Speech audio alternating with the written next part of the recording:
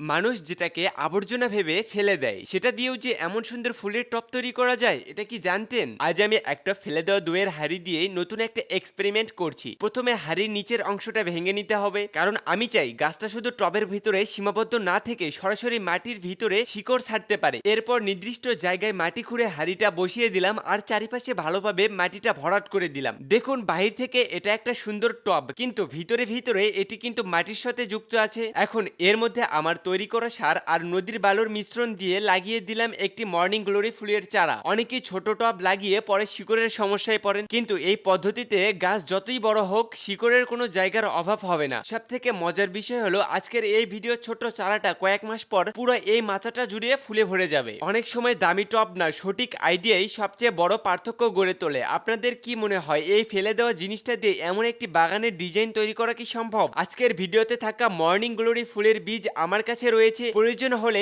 স্ক্রিনে থাকা হোয়াটসঅ্যাপ নাম্বারে যোগাযোগ করতে পারেন।